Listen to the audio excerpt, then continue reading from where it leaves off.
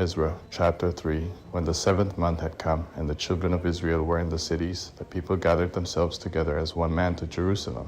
And Jeshua the son of Jozadak stood up with his brothers the priests and Zerubbabel the son of Shealtiel and his relatives, and built the altar of the God of Israel, to offer burnt offerings on it, as it is written in the law of Moses the man of God. In spite of their fear because of the peoples of the surrounding lands, they set the altar on its base, and they offered burnt offerings on it to Yahweh, even burnt offerings morning and evening. They kept the Feast of Booths, as it is written, and offered the daily burnt offerings by number, according to the ordinance, as the duty of every day required, and afterward the continual burnt offering, the offerings of the new moons, of all the set feasts of Yahweh that were consecrated, and of everyone who willingly offered a freewill offering to Yahweh. From the first day of the 7th month they began to offer burnt offerings to Yahweh, but the foundation of Yahweh's temple was not yet laid. They also gave money to the masons and to the carpenters. They also gave food, drink, and oil to the people of Sidon and Tyre to bring cedar trees from Lebanon to the sea, to Joppa, according to the grant that they had from Cyrus king of Persia. Now in the 2nd year of their coming to God's house at Jerusalem, in the 2nd month, Zerubbabel the son of Shealtiel, Jeshua the son of Jozadak,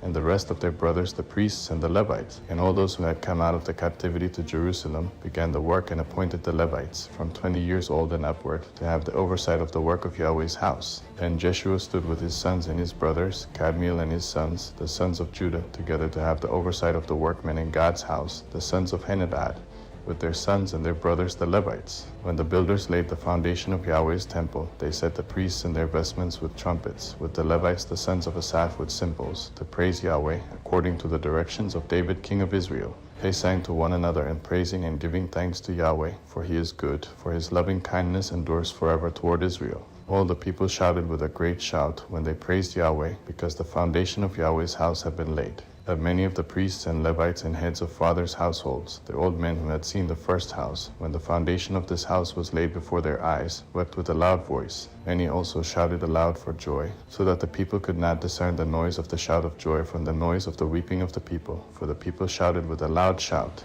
and the noise was heard far away.